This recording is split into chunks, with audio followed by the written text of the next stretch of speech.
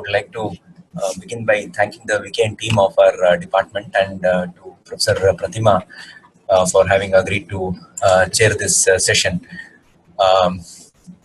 In the next 20-25 minutes, what I intend to do is to talk about the substance use and other mental health problems in our correctional settings, mainly the prisons. And what I'm going to draw upon is one study that we did under the leadership of Dr. Pratima and B.M. Suresh, and in collaboration with the Prisons Department of the Government of Karnataka, and the study was funded by the State Legal Services Authority. About 6 years back, we had done this study. I would mainly talk about this study and try and understand about the problems in the prison. So, to begin with, it's especially in the Western literature, it's pretty well known that substance use problems and other mental illnesses are disproportionately highly prevalent in prisons before, during, or after admission. There is, of course, as I've told, there is abundant Western literature, 3 to 5 times higher than in the outside the community.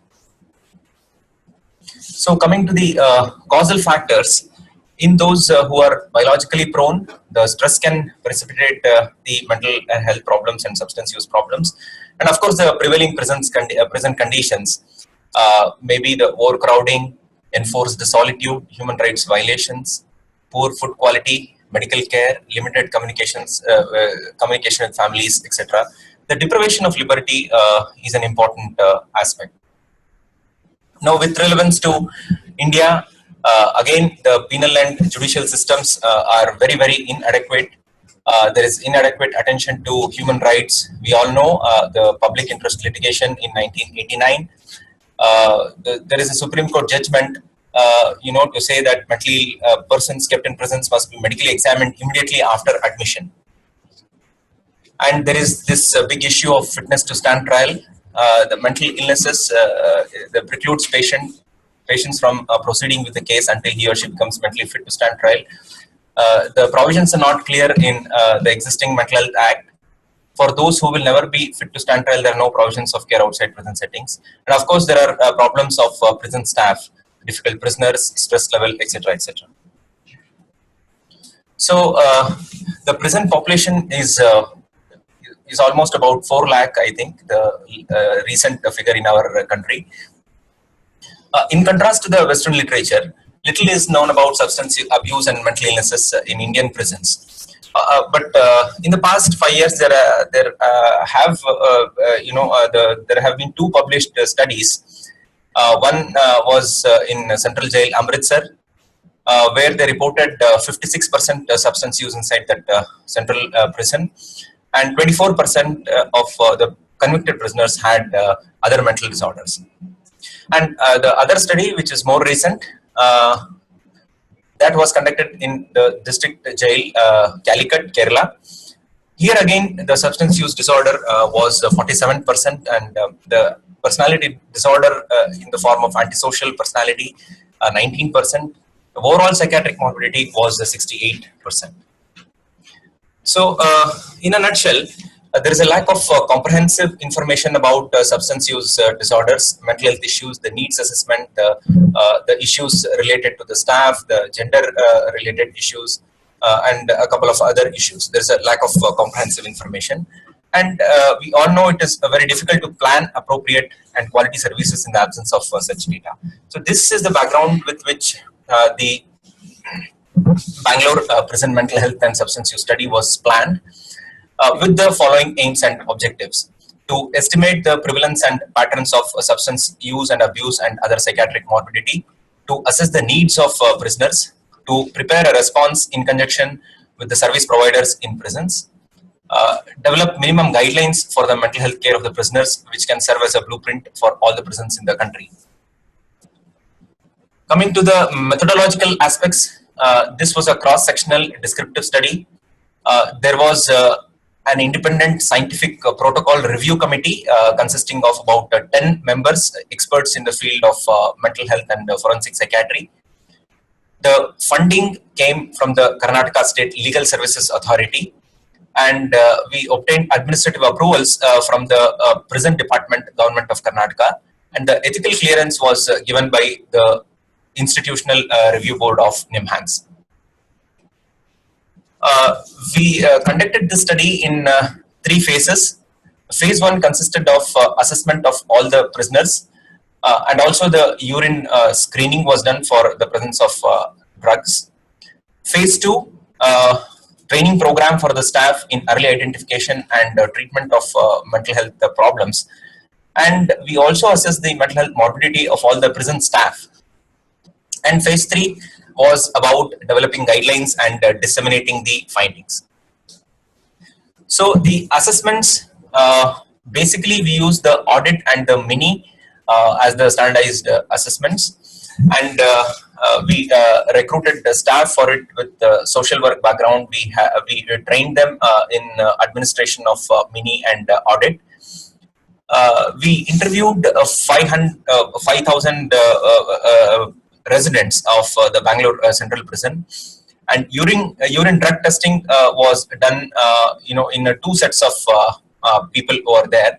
One is the resident prisoners, the 721 was the number, and 325 new entrants, they were also tested for the urine drug issue. Written informed consent was obtained for all the above procedures. So going into the results of the study straight away,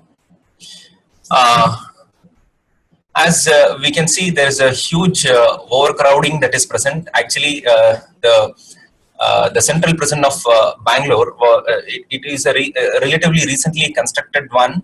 Earlier it was there in the heart of the city. Now it is supposed to have moved to the periphery. The approved capacity is about 2,000, but at the time of this study, the average total strength was about 5,200. So the under trial prisoners were, of course, much more in number when compared to the convicted prisoners, and female prisoners were 210. Coming to the demography of the residents, the average age under trial prisoners, it was about 29, and convicted trial prisoners was 38 years. Almost half of them were married. When it comes to the monthly income, it was less than 3,000 in a third of population. Convicted trial prisoners had significantly lesser income when compared to the UTPs. Hindus formed the majority, and about 63% of them had come from urban domicile. Average duration of stay for the under trials, it was 24 months, that is about 2 years, and 4.5 years for the convicted inmates.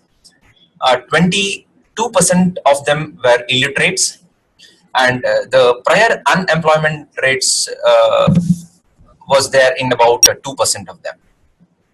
And 86% of the inmates had lived with their family prior to the imprisonment.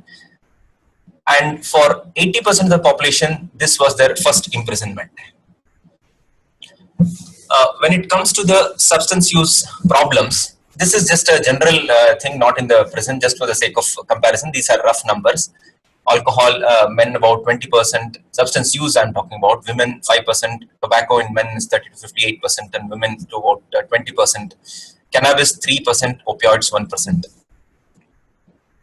So when it came to the prison findings about tobacco use, the lifetime use of tobacco was reported by 67%, and 97% of these had done it in the past 1 year. Age of starting smoking was pretty early, and average duration of smoking was about 8 years. Average number per day in the past week was about 40 in the past week. Age of starting chewing tobacco was at 20 years. Average duration of chewing was 7 years. Average packets per day was 16, and about 60% self-reported smoking in the past week. The other phenomena were as follows. there was an increase in smoking after prison entry, as evidenced by the average number of sticks smoked per day. It has increased from about 9 to 34 in the under trials, and from about 11 to about 45 in the convicted residents. The same phenomena was observed when it came to the chewing tobacco. The numbers increased phenomenally after the prison entry. When it came to the alcohol use, 52% of them reported of having ever consumed alcohol. Nearly 20% of the users had taken more than 4 drinks per week. 43% of users said they were criticized by their family members or friends or other significant members of their community for their drinking. Again, the age of starting was very young, 20 years, and 34% had difficulty in controlling the amount of drink once they started.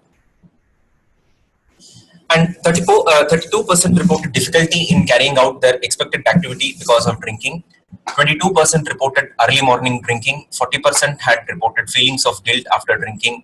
33% had blackouts, and 30% reported injuries caused due to alcohol. And among those who had reported alcohol, 86% of them had audit score more than 8, which indicated a harmful use of alcohol. Coming to the lifetime or ever use of any other drug, 13% of the prisoners self-reported ever use of any other drug apart from alcohol and tobacco. When it came to the numbers, cannabis was the most commonly present in about 12%. Opioids, 0.6%. Sleeping pills was there. Injecting use, inhalants, and there were other ways of getting high as well. So this is the pictorial depiction of the previous slide. The cannabis was the most commonly used drug apart from alcohol and tobacco. So when it came to the urine drug screening, we were able to do urine drug screening in 2 sets of people. One is the randomly selected population inside the resident prisoners. This slide depicts the results of that particular examination. Urine drug screening detected 31 out of the 721 persons, 31% had cannabis positive. The next, the other notable thing was the benzodiazepines. This was detected in about 43%. Cocaine was also present, barbiturates, amphetamines, and even opioids were detected. When it came to the self-report versus urine screening, this was basically done in new entrants. Self-report was done by 75%, and if you see the urine tested positive in the same group of persons, it was 442. So a phenomenal jump in self-reporting versus urine drug screening can be made out in this slide. And of course, this slide depicts the increase in drug use after prison entry. It was present in almost all drugs excluding cocaine, the cannabis or the benzodiazepines or barbiturates, opiates, as well as amphetamine. And most of them had willingness to take treatment. Like, for example, the 85% said that they would like help to give up smoking as well as smokeless tobacco. The same was true with regards to alcohol as well as other drug use as well. When it came to other mental disorders, so 79.7%. I mean, this is this 79.7% will include both the presence of substance use problems as well as other mental illnesses. About 80% of them reported one or the other problems. 81% of the under trial prisoners was 76% of the convicted trial prisoners. After excluding substance use disorders, about 28% had a mental disorders. The rates similar to those in other parts of the world. The prison population I'm talking about, not the community. The commonly present disorders were depressive disorders was present in about 10% of the population, and about 7% of the convicted trial prisoners. Disproportionately higher figure among the under trial prisoners, and the figures are twice than the general population rates in India. When it came to suicide and deliberate self-harm, 2 out of every 100 had made a lifetime attempt, and 7 per 100 have during their lifetime had caused one or the other deliberate self-harm attempts. The death rates due to suicide was about 1.19 per 1,000 population, and when we compared it to the general population rating, the rates are nearly 7 times higher. The somatoform disorders, the persistent bodily complaints that cannot be explained by an underlying physical illness, about 2%, and about 5% had pain disorders. Like the explanation that we thought of was in Asian cultures, manifestation of psychological distress through physical symptoms is relatively more common than in other cultures. That was one thing we thought about. When it came to the severe mental disorders, about 112, that is about 2% had psychotic illnesses. Even this rate is almost twice that of the general population in India, but much lower than those found in prisons of other countries. So we thought was possibly the relationship is weaker between crime and psychosis in our country, and the other possibility could be the majority of persons with psychosis live with their families, unlike in the Western world. The antisocial personality, nearly 15 for every 100. Even this is about 7 to 8 times more common in the general population. So when it came to the gender issues, women total 210 were there. Majority, about 60% were under trial prisoners. 18% of them had reported lifetime tobacco use. Alcohol ever use was present in about 3%. We were able to do a random urine screening in about 60 inmates, out of which 30% tested positive for various drugs, including cocaine, opioids, amphetamines, and benzodiazepines. When it came to other mental disorders, 17% had major depression, and 5% had phobias. When it came to the needs of residents, predominant areas of dissatisfaction, including the percentages, are about the cleanliness of the space, access to safe drinking water, about 40%, the quantity as well as the quality of food, the visiting facilities that were provided, and nearly 50% felt they were not treated with respect by the staff, and 34% found it difficult to access healthcare. And 1 in 5 prisoners, about 22%, were not aware of the legal charges against them. A majority said that about 70% said that they did not get escorts to attend court proceedings regularly, and 51% were unhappy with the pace of the legal proceedings. When it came to the prison staff, assessing the health needs of the prison staff, 207 staffs were interviewed. Again, major depression, lifetime occurrence of major depression was the most commonly present problem, about 11%. The current major depressive episode was about 5%. They had multiple stress-related symptoms in the sense of headache, about 50% of them, backache, worries, aches and pains.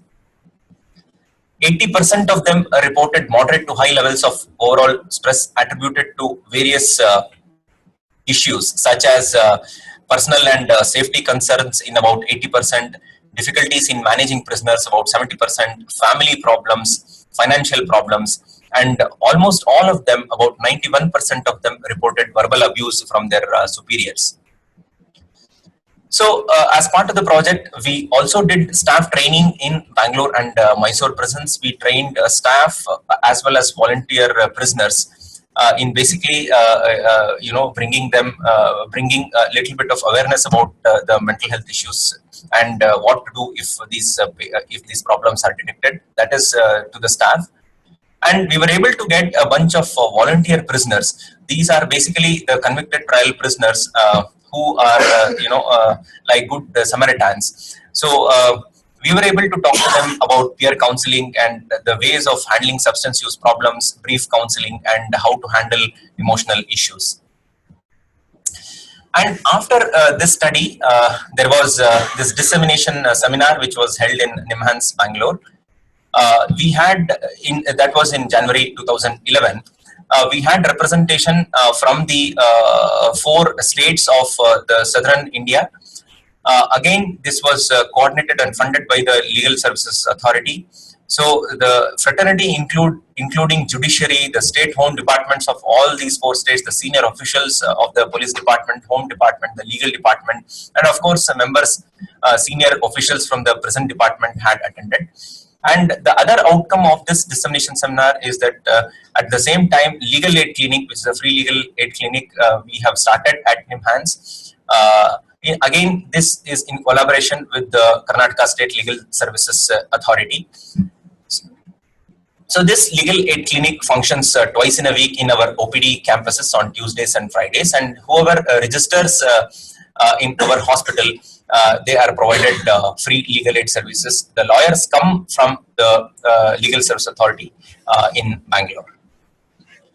So coming to the last few slides of the presentation, discussion and a few recommendations.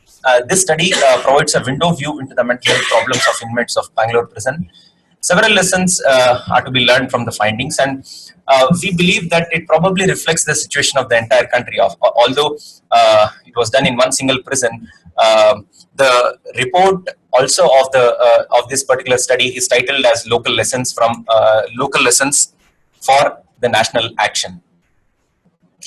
Coming to a few of the important recommendations, the most important one is the evaluation and assessment at entry and appropriate referrals. This we feel is the most important recommendation.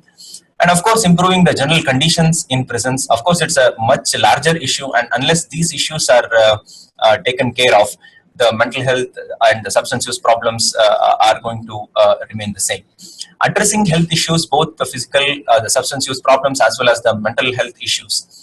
And to develop ways and means to help cope with the stressors and vagaries of the prison life. And of course, improving manpower. This is a very, very big need throughout the prison departments of the country, including the administrative staff, of course, the health staff, and addressing health needs of the staff. And implementing national health programs inside the prisons. There are so many other needs of prisoners and prison staff, like, for example, legal needs, encouraging interaction with families, vocational needs, raising prison standards, and of course, appointing the regular board of visitors. Systematize training of all professionals about the issues related to substance use, abuse, and mental health problems. The trial procedures need to be improved substantially.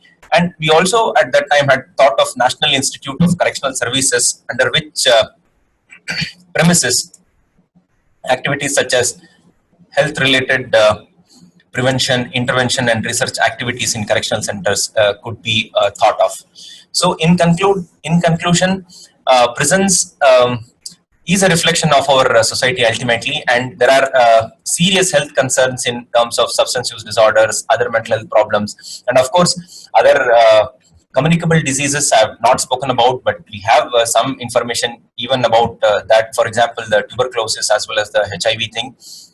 So prison health will have to get a public health status, and interventions inside prisons will benefit the wider communities and reduces the burden on the country's health system.